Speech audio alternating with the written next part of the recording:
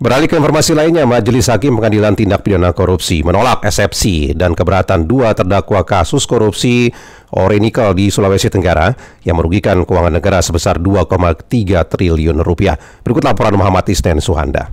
Putusan Sela nomor 118 Petsus TPK 2023 Pengadilan Negeri Jakarta Pusat. Pengadilan Tipikor Jakarta kembali melaksanakan sidang kasus dugaan tindak pidana korupsi pertambangan ore nikel di Blok Mandiodo, Konawe Utara, Sulawesi Tenggara dengan terdakwa mantan Dirjen Minerba Kementerian ESDM Ridwan Jamaluddin dan mantan Direktur Pembinaan dan Pengusahaan Minerba Sugeng Mujianto dengan agenda pembacaan putusan Sela.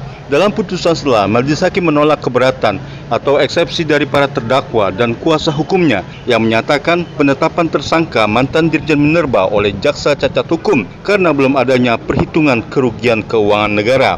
Atas keberatan terdakwa dan kuasa hukumnya, Majelis Hakim mengabaikan alasan bahwa penetapan tersangka cacat hukum. Menurut Majelis Hakim, kalau ada keberatan soal penetapan tersangka harusnya dapat diselesaikan dalam persidangan pra-peradilan.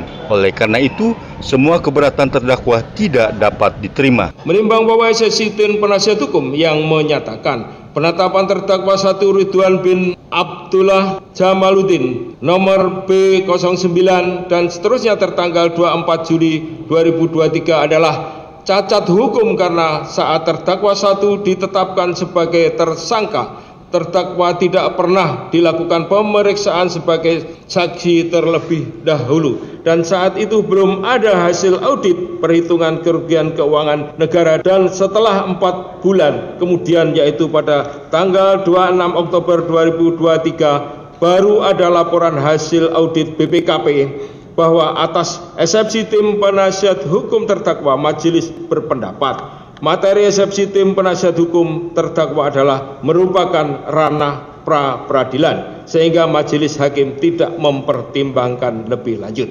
Sementara itu, Ketua Majelis Hakim Pasal Hendri dalam putusan Selanya menyatakan karena keberatan atau eksepsi terdakwa dan kuasa hukumnya tidak dapat diterima, maka persidangan korupsi ore nikel tetap dilanjutkan ke tahap pembuktian dengan memerintahkan jaksa untuk menghadirkan saksi-saksi. Mengadili 1. Menyatakan eksepsi tim penasihat hukum terdakwa 1 Ridwan Jamaluddin bin Abdullah Jamaluddin, terdakwa 2 Sugeng Mujianto bin Suratmo Cipto Wiratno tidak dapat diterima. 2. Memerintahkan penuntut umum untuk melanjutkan pemeriksaan perkara.